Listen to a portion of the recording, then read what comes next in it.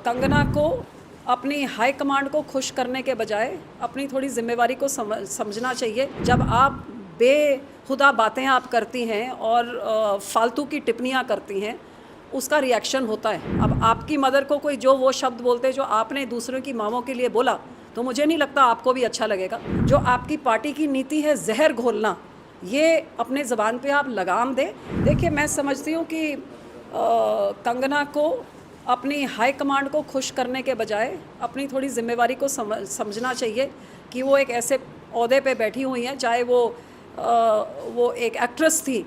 Actress होने के नाते भी बहुत सारे लोग उनको फॉलो करते हैं। जब आप बेहुदा बातें आप करती हैं और फालतू की टिप्पणियां करती हैं, उसका रिएक्शन होता है। अब आपकी मदर को कोई जो वो शब्द बोलते जो आपने दूसरों की माँओं के लिए बोला, तो मुझे नहीं लगता आपको भी अच्छा लगेगा।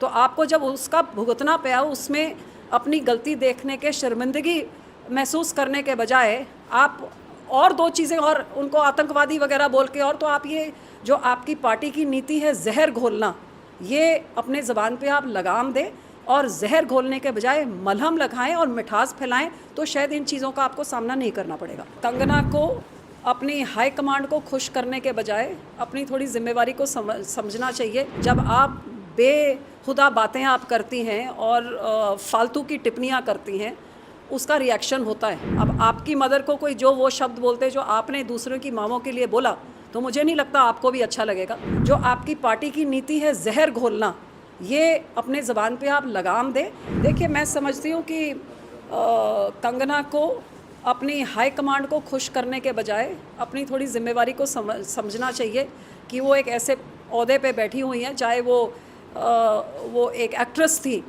एक्ट्रेस होने के नाते भी बहुत सारे लोग उनको फॉलो करते हैं। जब आप बेहुदा बातें आप करती हैं और फालतू की टिप्पणियां करती हैं, उसका रिएक्शन होता है। अब आपकी मदर को कोई जो वो शब्द बोलते जो आपने दूसरों की माँओं के लिए बोला, तो मुझे नहीं लगता आपको भी अच्छा लगेगा।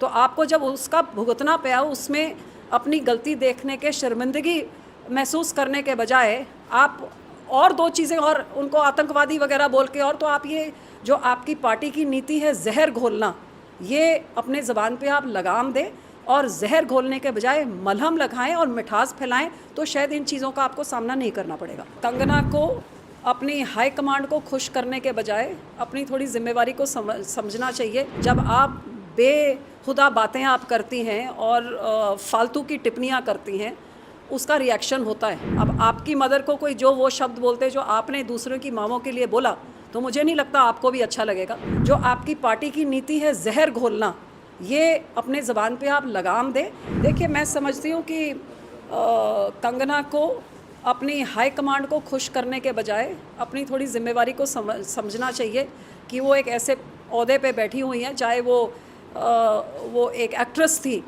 एक्ट्रेस होने के नाते भी बहुत सारे लोग उनको फॉलो करते हैं। जब आप बेहुदा बातें आप करती हैं और फालतू की टिप्पणियां करती हैं, उसका रिएक्शन होता है। अब आपकी मदर को कोई जो वो शब्द बोलते जो आपने दूसरों की माँओं के लिए बोला, तो मुझे नहीं लगता आपको भी अच्छा लगेगा।